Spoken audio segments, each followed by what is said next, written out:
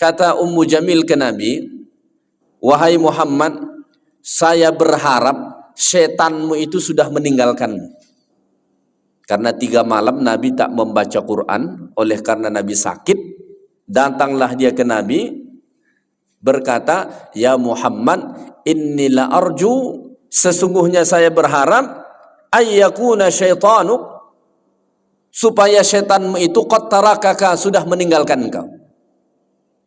Jadi Ummu Jamil ini bilang Allah, Tuhan Nabi Muhammad yang sering menurunkan wahyu ke Nabi itu sebagai setannya Nabi.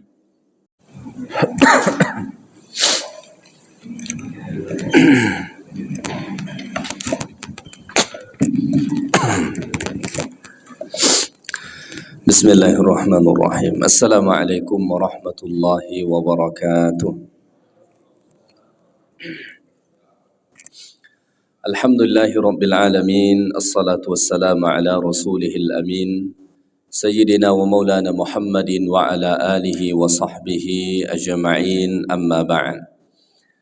Bersyukur kita kehadirat Allah Subhanahu wa ta'ala pada subuh yang mulia ini. Allah masih memberi kita nikmat-nikmatnya, dapat sama-sama hadir di rumah Allah ini untuk melaksanakan salat subuh berjamaah.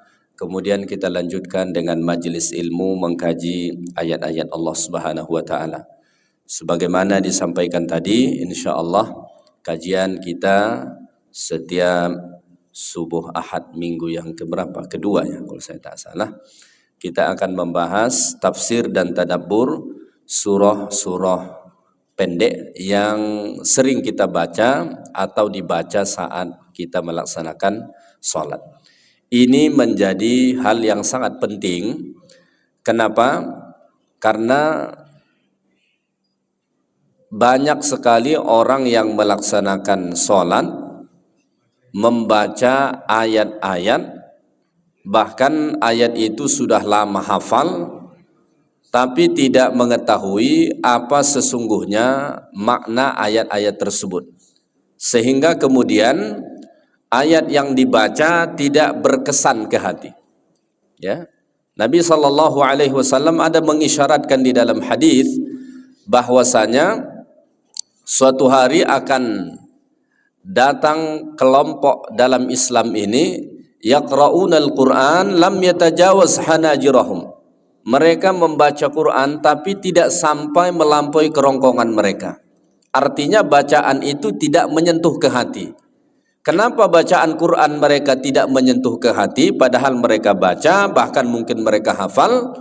Asbabnya adalah karena tidak memahami ayat-ayat yang dibaca.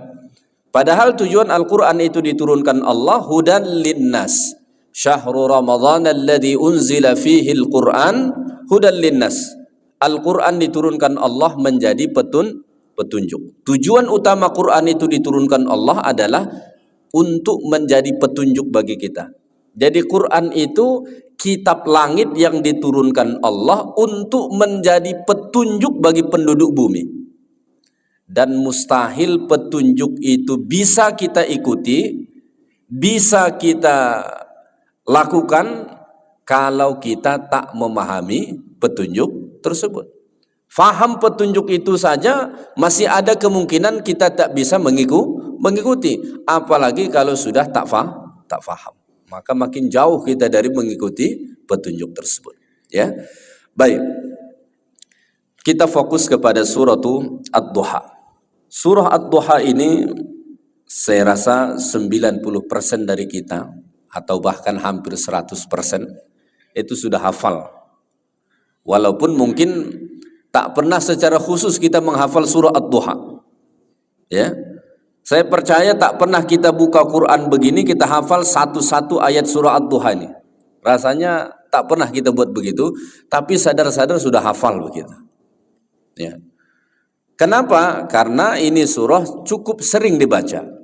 Wad-duha wal-laili idza saja ma wadda'aka rabbuka wa ma qala walal akhiratu khairul laka minal ula walasawfa yu'tika rabbuka fatarda alam yajidka yatiman fa'awa ووجدك ضالا فهدى ووجدك عائلا فأغنى فأما اليتيم فلا تقهر وأما السائل فلا تنهر وأما بنعمة ربك فحدث.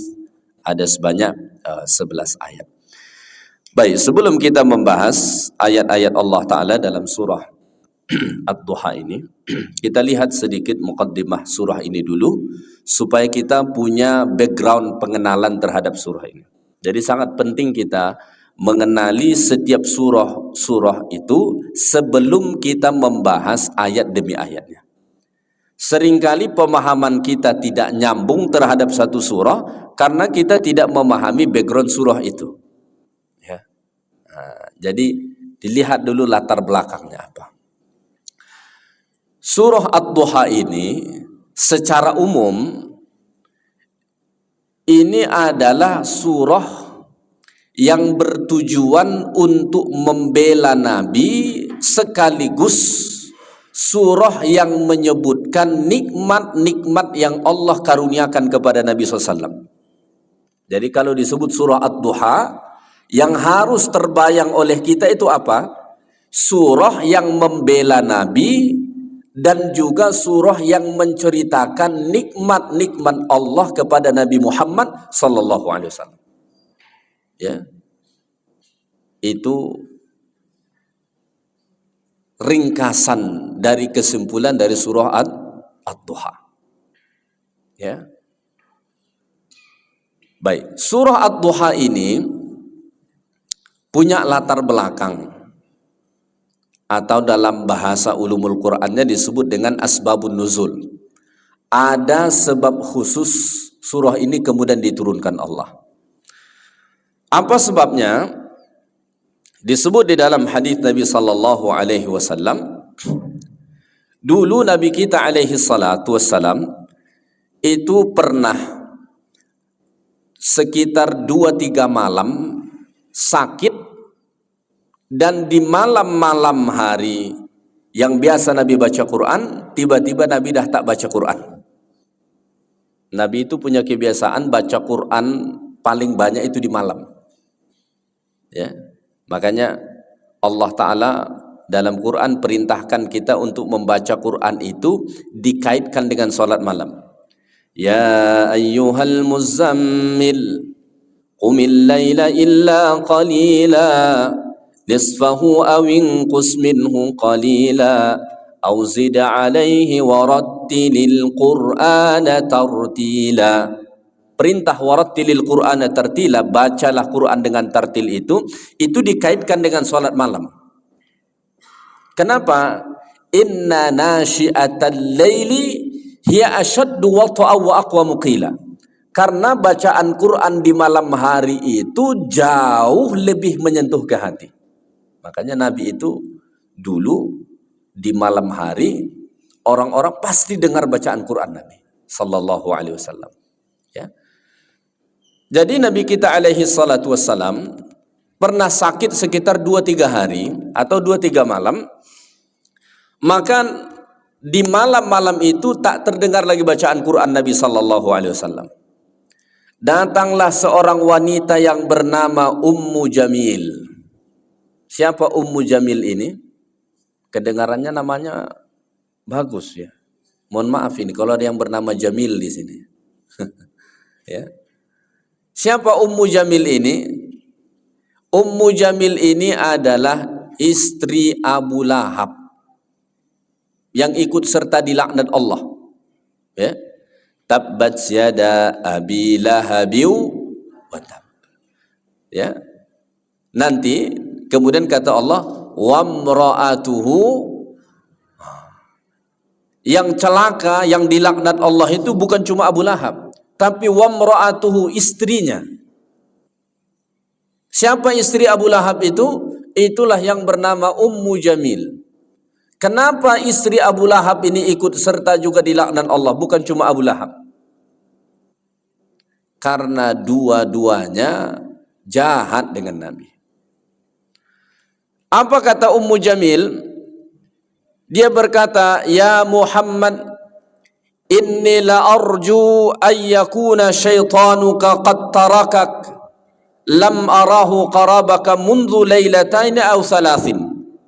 Kata Ummu Jamil ke Nabi, "Wahai Muhammad, saya berharap setanmu itu sudah meninggalkanmu." Karena 3 malam Nabi tak membaca Quran, oleh karena Nabi sakit, datanglah dia ke Nabi berkata, "Ya Muhammad, inni la arju, sesungguhnya saya berharap ayyakuna syaitanuk, supaya syaitanmu itu qad tarakaka, sudah meninggalkan engkau." Jadi Ummu Jamil ini bilang Allah, Tuhan Nabi Muhammad yang sering menurunkan wahyu ke Nabi itu sebagai syaitannya Nabi.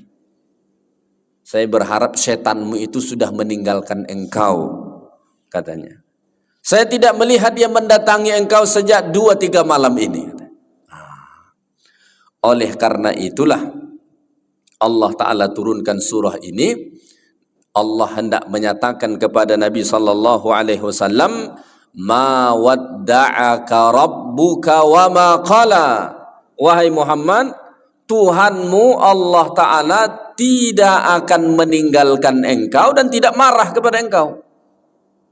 Karena orang-orang saat itu sudah mengatakan Tuhan Muhammad sudah meninggalkan dia, karena sudah 2-3 malam ini tak pernah lagi membaca Quran.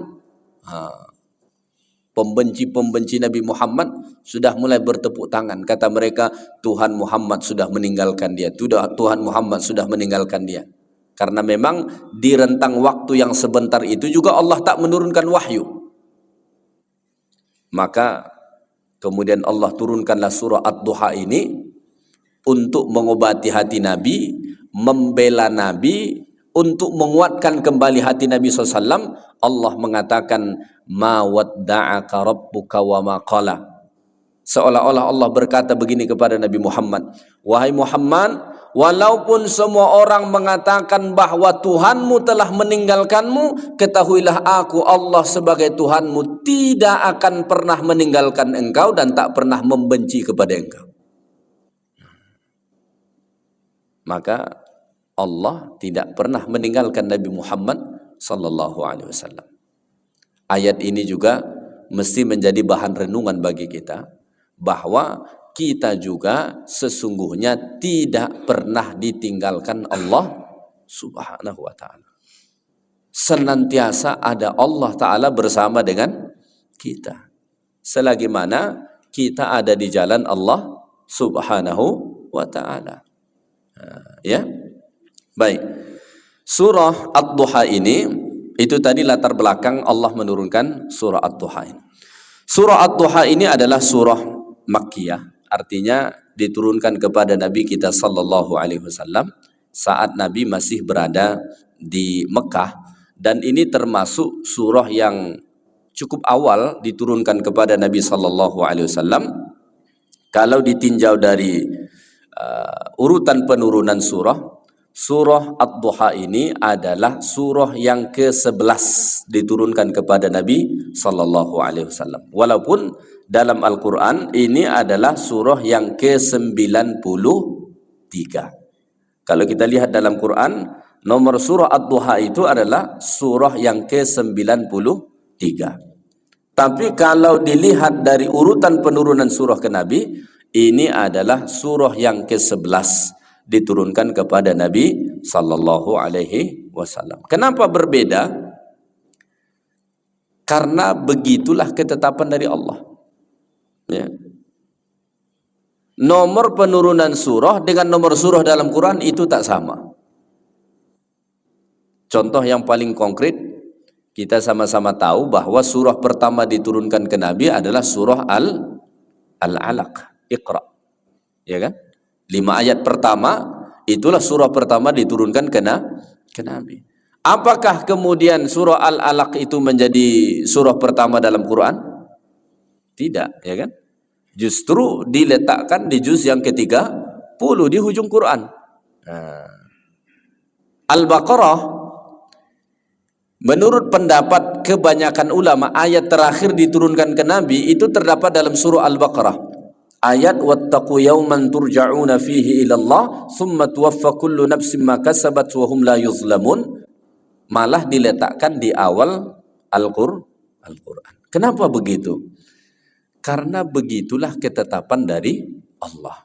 Jadi setiap kali Allah menurunkan wahyu dititipin ke malaikat Jibril, Allah itu beritahu kepada Jibril, wahai Jibril, beritahu nanti kepada Muhammad sallallahu alaihi wasallam supaya ayat ini letaknya di sini, surah ini letaknya di sini. Makanya nomor penurunan surah dengan nomor surah dalam Quran itu kemudian berbeda. Yang paling nyata dah secara umum kalau kita perhatikan, surah-surah dalam Quran itu kan dibagi dua. Ada Makkiyah, ada Madaniyah. Coba secara umum Bapak Ibu perhatikan, itu surah-surah Madaniyah cenderung diletakkan di awal-awal Quran.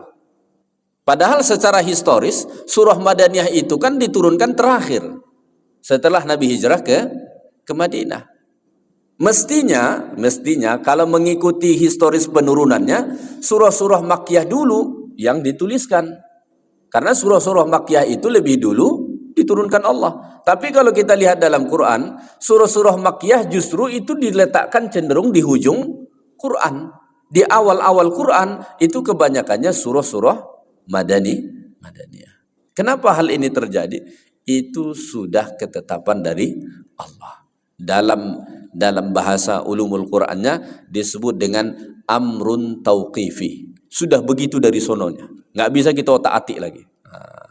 Maka susunan ayat-ayat surah-surah dalam Quran itu bukan ijtihad Nabi, bukan ijtihad para sahabat. Bahkan kita tahu kan, satu surah itu saja bukan langsung diturunkan Allah semua itu. Misalnya Al-Baqarah begitu. Itu bukan langsung Allah turunkan 286 ayat itu, tidak langsung diturunkan sebanyak itu. Allah biasa turunkan cuma 5 ayat. Lalu kemudian digabungkan. Saat turun penurunan surah Al-Baqarah, itu ada surah yang lain juga turun. Dalam masa yang bersamaan, itu ada turun. Dalam periodisasi penurunan surah Al-Baqarah, itu surah Ali Imran juga turun. Al-Ma'idah juga turun. At-Taubah juga ada turun. Al-Anfal juga ada turun. Lalu bagaimana Nabi menentukan saat wahyu turun, ini ke Al-Baqarah, ini ke Al-Anfal, ini ke At-Taubah misalnya? Itu melalui pesan Allah ke Jibril. Gitu. Karena Al-Baqarah itu kalau kita betul-betul perhatikan, itu surah diturunkan ke Nabi komplit, ya. Ayat pertama sampai terakhir itu memakan waktu sekitar 10 tahun. Al-Baqarah itu. Kenapa? Karena menurut para ulama, surah pertama diturunkan ke Nabi setelah hijrah ke Madinah itu Al-Baqarah. Bukan berarti semua Al-Baqarahnya. Itu di Al-Baqarah. Ayat-ayat pertama diturunkan ke Nabi setelah hijrah ke Madinah itu Al-Baqarah. Ditandai misalnya perintah puasa. Perintah puasa itu kan di Al-Baqarah. Ya ayyuhalladzina amanu kutiba alaikumussyam. Itu kan di awal-awal Nabi hijrah ke Madinah tuh. Di Al-Baqarah. Nanti ayat terakhir juga diturunkan ke Nabi tadi di Al-Baqarah. Nabi di Madinah itu sekitar 10 tahun sampai meninggal. Maka waktu rentang penurunan surah Al-Baqarah itu bisa kita katakan sekitar 10 tahun. Dalam jangka 10 tahun itu surah Madaniyah juga banyak turun. Maka menentukan ketika turun wahyu ke Nabi, ini ke Al-Baqarah, ini ke Ali Imran, ini ke An-Nisa. Siapa yang menentukan? Allah. Setiap kali Allah menitipkan wahyu ke Jibril, Allah kasih tahu, wahai Jibril, beritahu nanti kepada Nabi Muhammad supaya ayat-ayat ini letaknya di Al-Baqarah misalnya, letaknya di Ali Imran, letaknya di An-Nisa, letaknya di At-Taubah misalnya begitu. Maka diletaklah seperti itu. Ya, jadi nggak turun langsung sekaligus semua. Ya. Surah Ad-Duha ini turun setelah surah Al-Fajr dan sebelum surah Al-Insyirah. Jadi kalau kita urutkan, surah Al-Fajr, wal fajr wal layalin 'ashr wasyaf'i wal watr, itu surah yang ke-10 diturunkan ke Nabi. Setelah itu turun, barulah turun kemudian surah Ad-Duha, surah yang ke-11 diturunkan ke Nabi. Setelah Ad-Duha turun nanti diiringi dengan surah Alam Nashrah. Ya, diiringi dengan surah Alam Nashrah. Makanya kandungan surah Ad-Duha dengan Alam Nashrah itu sama. Ya. Kandungan surah Ad-Duha dengan Alam Nashrah itu sama. Apa kandungannya? Sama-sama menceritakan nikmat yang Allah karuniakan ke Nabi. Ad-Duha itu isinya, Alam Nashrah juga itu. Makanya ada sebagian ulama itu memandang Ad-Duha dengan Alam Nashrah itu satu surah. Umar bin Khattab radhiyallahu ta'alaan kalau membaca surah Ad-Duha itu langsung disambung dengan Alam Nashrah. Ya. Seolah-olah dipandang satu surah kedua-duanya. Kenapa? Karena topiknya sama, pembahasannya sama, dan penurunannya memang juga bersambung. Habis Ad-Duha itu Alam Nashrah. Ya. Baik, jumlah ayat surah Ad-Duha ini ada sebanyak 11 ayat. Dan ini awal surah-surah pendek, surah Al-Mufassal. Pernah nggak Bapak Ibu mendengar pembagian surah-surah dalam Quran? Ya. Jadi surah-surah dalam Quran itu secara umum dibagi 4. Saya nggak tahu nih, apakah sudah pernah dengar apa belum? Ya. Itu secara umum surah-surah dalam Quran itu dibagi 4. Yang pertama disebut dengan As-Sab'u At-Tiwal, 7 surah yang panjang-panjang. Ini yang pertama. Ya, nanti kalau lupa cari di Google. Nah, sekarang ini kita gampang, ya kan? Nah, bisa searching di Google. Ya, pertama surah-surah dalam Quran itu disebut dengan As-Sab'u At-Tiwal, 7 surah yang panjang-panjang. Maka dari 114 surah itu ada 7 surah yang paling panjang-panjang. Tentu yang pertama Al-Baqarah, itu paling panjang sekali. Masuk juga di sana nanti Ali Imran sampai ke surah At-Taubah atau surah Al-Bara'ah. Itu disebut As-Sab'u At-Tiwal, 7 surah yang panjang-panjang. Itu pembagian pertama. Ya. Yang kedua, ada yang disebut dengan surah Al-Mi'un. Ya. Mohon maaf nih, ada nggak yang udah pernah dengar pembagian surah ini? Belum ya. Yang kedua itu disebut Al-Mi'un. Al-Mi'un itu artinya maksudnya apa? Surah-surah yang di bawah dari As-Sab'u At-Tiwal, 7 surah yang panjang-panjang tadi, jumlah ayatnya lebih dari 100. Contoh Al-Kahfi, berapa ayat itu? 110 ayat. Itu masuk Al-Mi'un. Yusuf misalnya, surah Yusuf, berapa ayat? Sekitar 110, 111. Itu masuk Al-Mi'un juga. Ya.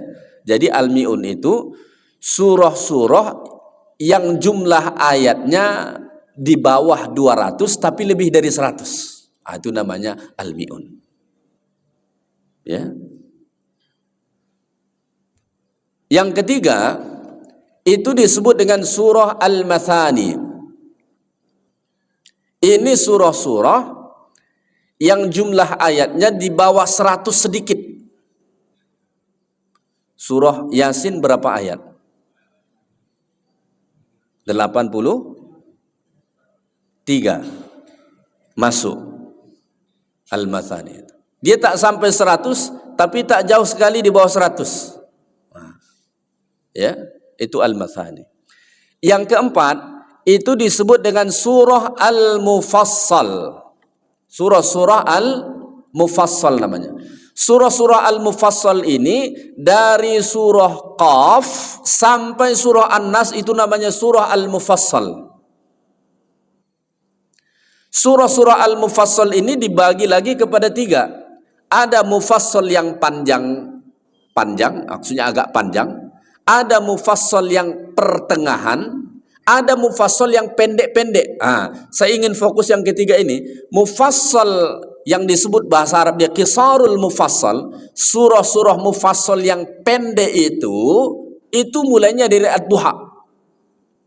Saya ingin mengatakan begini, kalau kita bicara disebut surah-surah pendek, merujuk ke tadi itu mulainya dari ad-duha. Ya, mulainya dari ad-duha. Karena surah mufassal yang pendek-pendek itu mulai dari ad-duha sampai an-nas. Ya. Ini mungkin kemudian juga menjadi alasan kenapa kalau khataman Quran itu sering dimulai dari ad-duha. Karena memang dari surah ad-duha itulah tadi qisarul mufassal itu, surah-surah mufassal yang pendek-pendek itu mulainya dari surah ad-duha. Nah, jadi kalau kita sebut misalnya surah-surah pendek, maksud surah-surah pendek itu apa? Kalau merujuk tadi, maka merujuk kepada ad-duha sampai ke surah an-nas. Itu dia, ya. Dari surah ad-duha sampai ke an-nas itulah yang dikatakan surah-surah pendek. Atau kalau pengen lebih ilmiah lagi, surah-surah mufassal yang pendek-pendek. Ya. Jadi itulah 4 pembagian surah-surah dalam Quran. Ini berdasarkan hadis Nabi Sallallahu Alaihi Wasallam juga, ya. Berdasarkan hadis Nabi SAW, dan surah ad-duha ini bagian daripada surah-surah al-mufassal, ya. Baik, itu baru muqaddimahnya. Kita masuk kepada surah ad-duha. Kita lihat ayat yang pertama. Allah Ta'ala berfirman, A'udzubillahi minasyaitonir rajim. Bismillahirrahmanirrahim. Wad-duha, demi waktu duha. Surah ini diawali Allah Ta'ala dengan sumpah. Wad-duha itu sumpah. Demi waktu duha. Allah bersumpah demi waktu duha. Ya. Pertama, kenapa surah ini diawali Allah dengan sumpah? Jawabannya, karena ada hal yang sangat urgen, ada hal yang sangat penting yang hendak Allah sampaikan setelah ini. Sama halnya dengan kita. Kalau ada hal yang sangat penting, sering sekali kita sertai dengan sumpah. Ya kan? Sumpah itu kan digunakan untuk menyatakan hal yang sangat urgen. Misalnya ada orang menjadi saksi di pengadilan. Sebelum dia memberikan persaksian, diambil sumpah dulu. Kenapa? Karena persaksian yang dia sampaikan nanti itu hal yang sangat penting, menentukan nasib orang, vonis orang, ya kan? Maka diambil sumpah. Allah Ta'ala mengawali surah ad-duha ini dengan sumpah karena ada hal yang sangat urgen, sangat penting, sangat kuat pernyataan yang hendak Allah Ta'ala sebut nanti. Ya. Baik. Ad-duha itu merujuk ke waktu. Ad-duha itu kan waktu. Duha itu waktu. Makanya kita ada mengenal dengan sholat duha. Duha itu kapan sih waktunya? Waktu duha itu kapan? Duha itu mulai dari masuk waktu isyraq, ya. Setelah terbit matahari, kemudian naik matahari lebih kurang setinggi 1 galah, itu sudah mulai masuk waktu duha. Makanya kalau kita pas waktu syuruk, itu waktu terbit matahari, kita nggak boleh langsung sholat. Kita lebihkan sekitar 10-15 menit baru kemudian kita sholat. Itu mulai dari waktu itu sampai nanti menjelang matahari di atas kita, betul-betul di atas kita, sebelum tergelincir masuk waktu zuhur, itulah waktu duha. Jadi sampai tengah hari. Panjang waktu duha itu, panjang. Hampir setengah hari itu waktu duha. Itulah waktu duha. Makanya di rentang waktu itu kita dianjurkan melaksanakan sholat duha. Pagi-pagi boleh nggak kita sholat duha? Boleh. Saat masuk waktu isyraq nanti udah boleh nggak kita sholat duha? Boleh. Tapi waktu sholat duha paling bagus itu kapan kata Nabi?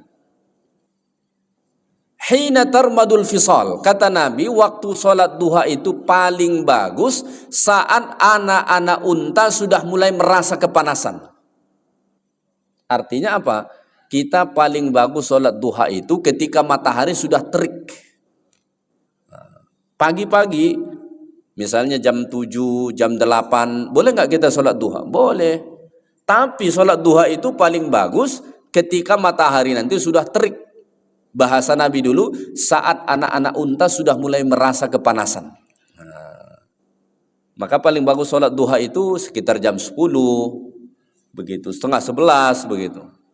Itu paling bagus. Tapi boleh di pagi, boleh. Itu sudah masuk waktu duha.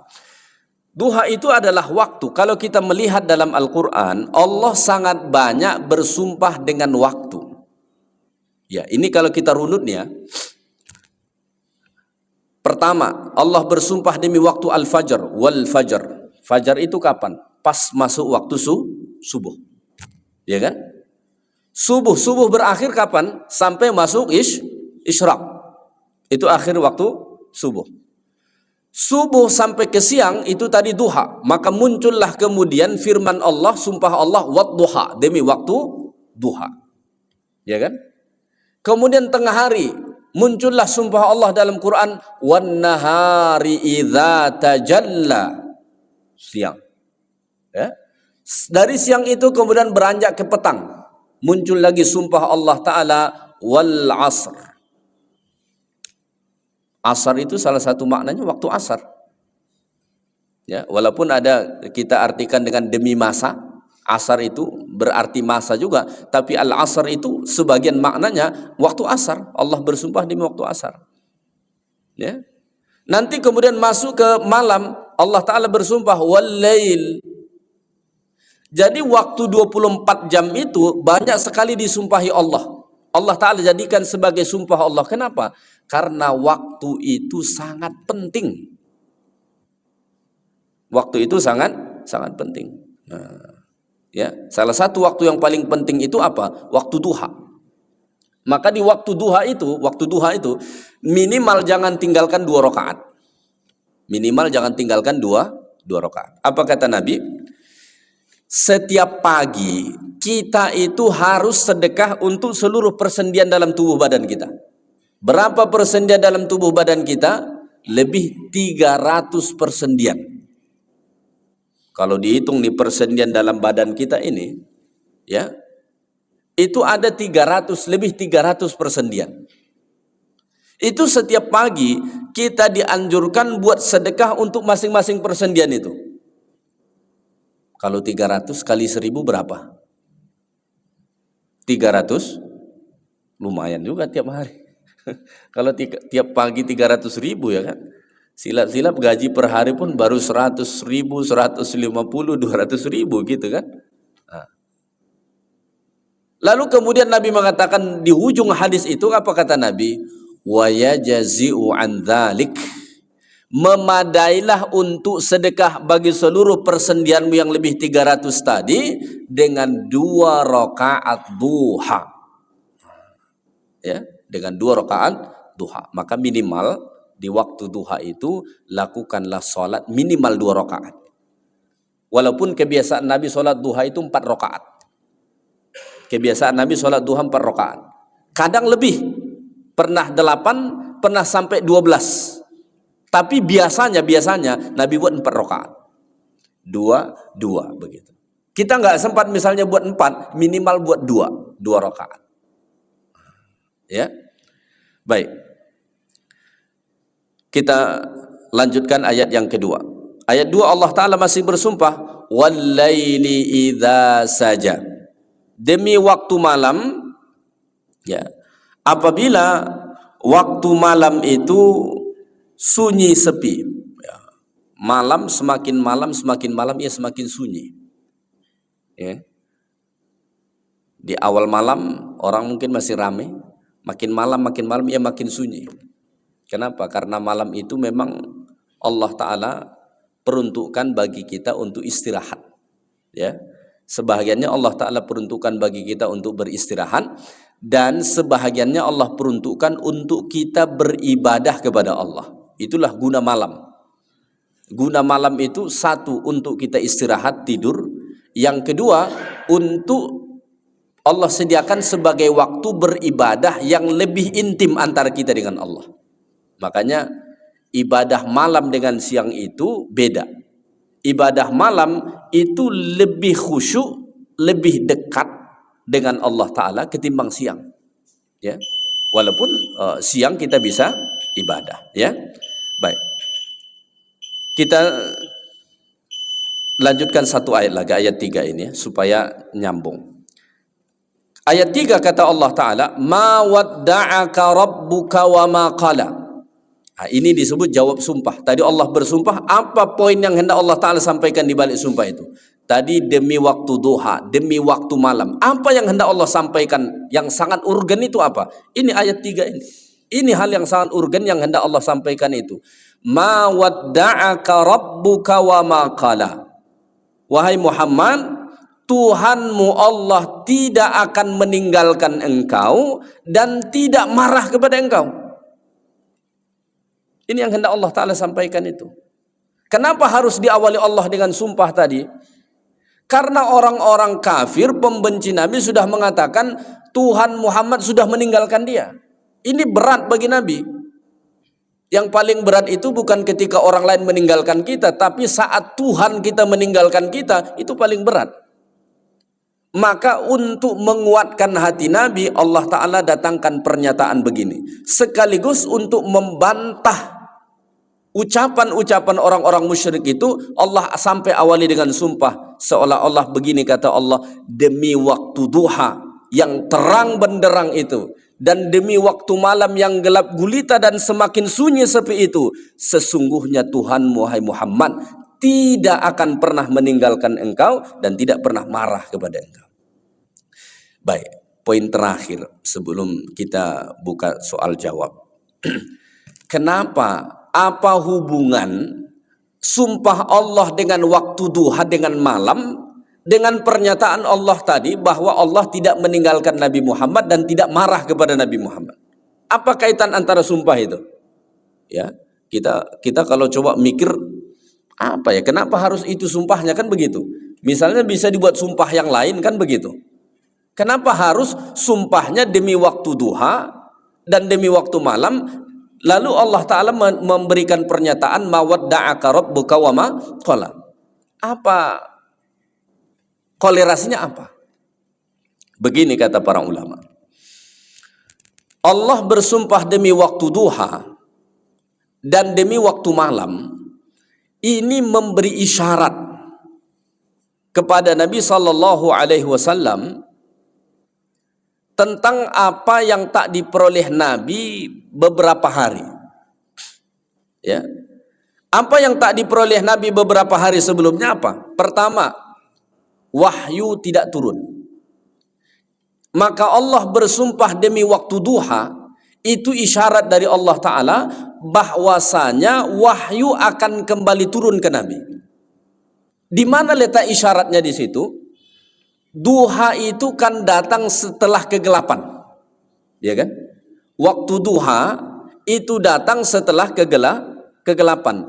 Malam gelap, subuh pun masih gelap itu, ya kan? Kapan mulai terang itu? Saat masuk waktu duha, itu mulai waktu terang.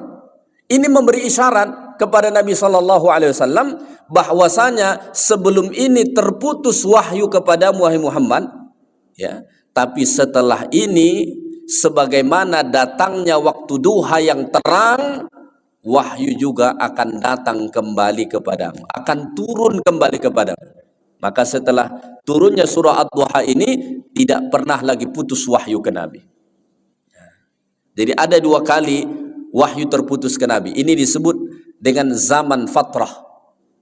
Pertama, setelah Nabi mendapat surah pertama, surah Al-Alaq, itu terputus pewahyuan sebentar. Kenapa? Karena Allah ingin memberi waktu ke Nabi untuk recovery. Karena saat Nabi mendapat wahyu pertama kali, syoknya Nabi bukan main, sampai gemetaran. Maka Allah memberi waktu ke Nabi untuk recovery, penenangan jiwa dulu, sampai benar-benar siap, nanti baru Allah Ta'ala tambah. Itu disebut zaman fatrah. Yang kedua, ini sebelum turun surah Ad-Duha ini juga disebut zaman fatrah. Zaman di mana Allah tidak menurunkan wahyu kepada Nabi sallallahu alaihi wasallam. Itu isyarat dari sumpah Allah dengan ad-duha. Yang kedua, kenapa Allah bersumpah demi malam setelah duha, kemudian Allah bersumpah demi malam, wal laili idza saja? Ini memberi isyarat, Allah memberi isyarat terutama kepada pembenci-pembenci Nabi Muhammad sallallahu alaihi wasallam saat itu, bahwasanya malam-malam hari kamu akan kembali mendengarkan bacaan Quran Nabi Muhammad sallallahu alaihi wasallam. Kamu akan dengarkan kembali. Itulah kenapa Allah Ta'ala awali dengan sumpah wat-duha wal laili idza saja, baru kemudian Allah datangkan pernyataan ma wadda'aka rabbuka wa ma qala. Ya, rasanya kita tangguhkan sampai ayat 3 saja dulu. Insyaallah di kuliah akan datang kita sambung lagi ayat-ayat berikutnya insyaallah taala. Baik, selanjutnya kalau ada yang ingin bertanya dipersilahkan. Ya, silakan. Bagaimana status ketika seseorang itu membaca Al-Quran itu baru sampai di tenggorokan? Bagaimana mukadimah Ustaz tadi? Apakah mereka yang pada status seperti ini mendapat berkah dari Al-Quran? Terima kasih. Baik. Bagaimana dengan orang-orang yang membaca Al-Quran hanya sampai ke tenggorokan mereka? Apakah mereka mendapatkan berkah Al-Quran ini? Ada dua jawaban. Pertama, orang yang membaca Al-Quran, ya, membaca Quran walaupun dia tak faham, ia tetap dapat pahala sebagai pahala bacaan membaca Al-Quran. Karena kata Nabi sallallahu alaihi wasallam, siapa yang membaca Al-Quran satu huruf, Allah Ta'ala beri pahalanya 10. Maka dapat pahala enggak dia? Dapat. Itu jawaban yang pertama. Yang kedua di dalam hadis Nabi sallallahu alaihi wasallam mengisyaratkan golongan manusia yang membaca Quran tapi tidak melampaui kerongkongan mereka, inilah golongan yang justru membahayakan Islam. Kenapa? Karena mereka tidak mendalami Al-Quran itu, akhirnya difahami secara zahirnya saja, mengeluarkan hukum-hukum yang ekstrim. Zaman Nabi ada disebut dengan kelompok Khawarij. Ya, Khawarij itu sampai sekarang itu masih ada. Ya, yang modelan Khawarij itu sampai sekarang masih ada. Tahu nggak Bapak Ibu? Khawarij zaman Nabi itu, Nabi saja itu mereka protes sampai bilang begini ke Nabi, wahai Muhammad, bertakwalah kepada Allah. Artinya mereka menyalahkan Nabi. Orang yang membaca Quran sampai ke tenggorokan tadi saja, itu kelompok yang suka nanti menyalahkan orang, bahkan memvonis orang dengan hukum-hukum yang fatal tapi tidak sesuai dengan ilmu. Maka muncullah kelompok-kelompok ekstremis, suka meletupkan bom di sana, bunuh sini. Apakah dalil mereka itu? Pakai Quran.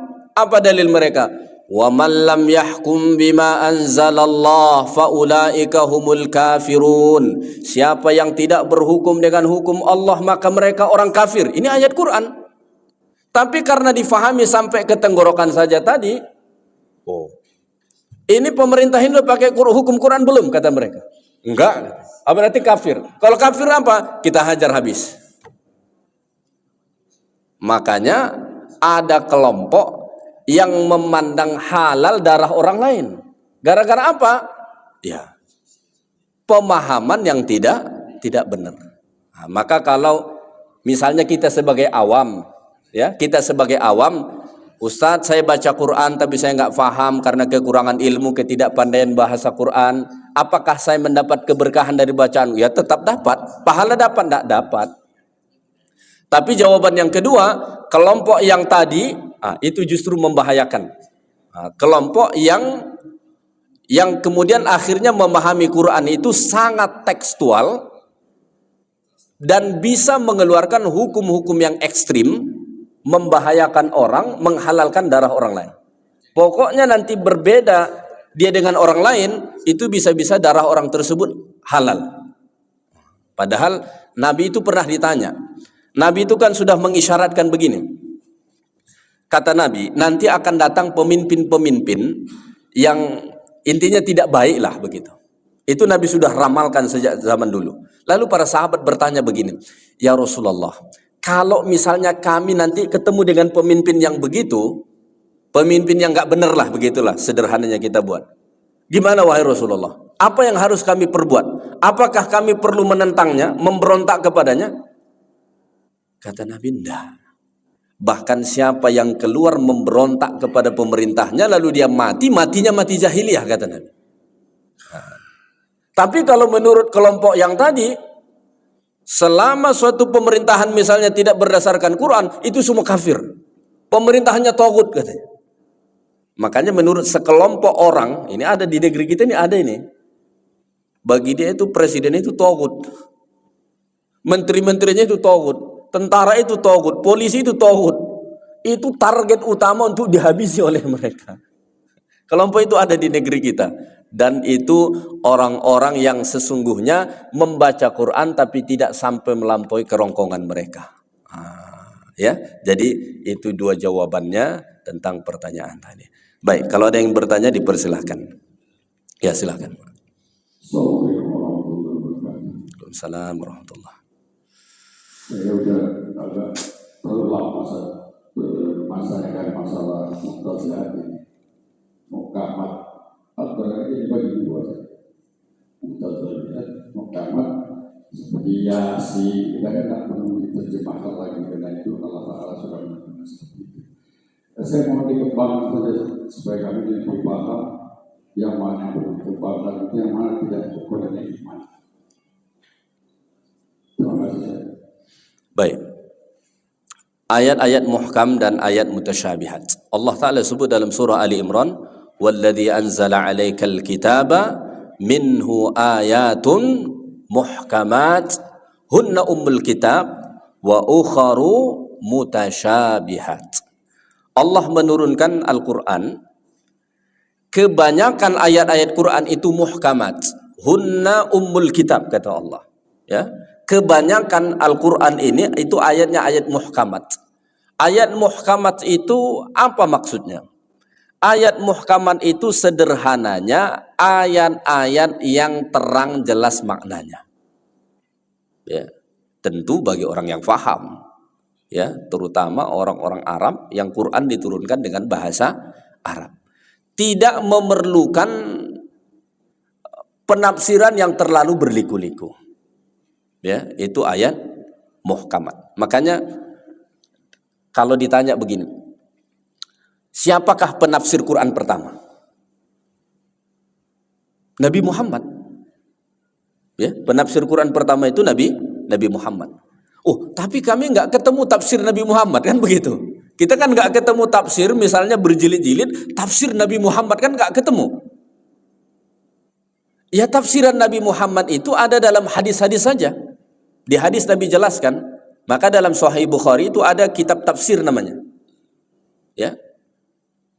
Tapi kalau kita merujuk hadis-hadis Nabi, tidak setiap ayat ditafsirkan oleh Nabi. Kenapa? Karena sebahagian besar sahabat itu sudah faham makna Quran tadi, nggak perlu Nabi jelaskan lagi. Muhkamat ayatnya, gitu. Ya. Jadi nggak perlu ditafsirkan oleh Nabi lagi, sahabat udah paham begitu. Ya. Karena memang mereka orang Arab, diturunkan ukuran bahasa Arab. Sedangkan mutasyabihat itu adalah ayat-ayat yang samar bagi kita maknanya, tidak terang seperti ayat muhkamat tadi. Misalnya ayat-ayat yang menyentuh tentang sifat-sifat Allah, ya, hal-hal yang gaib, atau ayat-ayat tertentu yang memang tidak terang bagi kita maknanya, ya. Misalnya, salah satu ayat yang dikategorikan oleh para ulama sebagai ayat mutasyabihat. Ar-Rahmanu 'alal 'arsy istawa. Dalam surah Thaha. Ar-Rahmanu 'alal arsyistawa. Allah istawa di arasy. Istawa itu kalau secara bahasa duduk. Jadi kalau kita fahami Allah duduk di arasy, ini kan kemudian menimbulkan apa dalam benak kan? Masa duduk kan begitu? Arasy itu makhluk dicipta Allah. Sebelum dicipta di mana Allahnya kan begitu? Ini ayat mutasyabihat. Lalu bagaimana dengan ayat mutasyabihat? Sebetulnya di surah Ali Imran itu Allah sudah jelaskan sikap kita bagaimana, ya. Kata Allah Subhanahu wa taala, "Wa ma ya'lamu ta'wilahu illallah." Takwil sesungguhnya ayat-ayat mutasyabihat itu enggak tahu kecuali Allah. Warasikhuna fil ilm, tapi orang-orang yang mendalam keilmuannya apa kata mereka? Kullum min 'indi rabbina. Amanna kullum min 'indi rabbina. Kami beriman ini semua ayat datang dari Allah. Maka sikap terbaik terhadap ayat-ayat mutasyabihat tadi, kita mengimaninya walaupun kita tak tahu makna sesungguhnya ini apa nih. Kita nggak tahu makna sesungguhnya apa, tapi kita wajib beriman dengannya dan mengatakan ini yang datang dari Allah. Makanya Imam Malik pernah ditanya, ya, ditanya Imam Malik tentang makna istawa. Allah bersemayam di arsy. Datang orang kepada Imam Malik bertanya, apa makna istawa itu? Kata Imam Malik, al-istiwa'u ma'lumun. Istiwa itu orang Arab tahu maknanya. Makna istawa di orang Arab duduk. Ya. Wal kaifiyatu majhulun. Tapi caranya bagaimana maksud duduk Allah itu seperti apa? Enggak tahu kita. Karena kalau dibilang seperti kita bersila duduk misalnya atau duduk atas kursi, kita sudah samakan dengan makhluk dan itu enggak mungkin. Ya kan? Makanya Imam Malik mengatakan wal kaifiyatu majhul. Caranya gimana? Enggak ada yang tahu. Ya. Dan yang menarik apa kata beliau? Wassu'alu anhu bid'ah. Bertanya tentang itu bid'ah kata Imam Malik. Nah, ada orang sekarang kelompok tertentu yang suka nanya, di mana Allah? Di mana Allah katanya. Imam Malik bilang, nanya-nanya yang begitu, itu bid'ah itu. Ya kan? Baik, itu ayat muhkamat dan ayat-ayat mutasyabihat. Kebanyakan ayat Quran itu muhkamat, tapi sebahagiannya Allah datangkan ayat mutasyabihat. Mungkin orang bertanya, kenapa harus ada ayat mutasyabihat yang kita nggak faham maknanya sesungguhnya? Kenapa harus Allah turunkan begitu? Salah satu hikmahnya apa? Ini menjadi ujian keimanan bagi kita. Mengimani ayat yang kita faham itu lebih mudah ketimbang mengimani ayat yang kita nggak faham. Makanya terhadap ayat mutasyabihat itu yang Allah Ta'ala sebutkan adalah orang-orang yang mendalam ilmunya, mereka mengedepankan iman soal itu. Mereka hanya berkata, kami beriman dengan ayat ini, kami percaya ini datang dari Allah, walaupun makna hakikatnya kami nggak tahu. Jadi sebahagian itu kita cuma wajib beriman walaupun kita nggak tahu maknanya. Begitu ya. Baik, waktu kita sudah habis. Itu saja kajian kita di subuh ini. Mudah-mudahan bermanfaat bagi kita. Yang baik dari Allah, yang kurang dari saya. Subhanakallahumma bihamdik. Asyhadu an la ilaha illa anta astaghfiruka wa atubu ilaik. Assalamualaikum warahmatullahi wabarakatuh.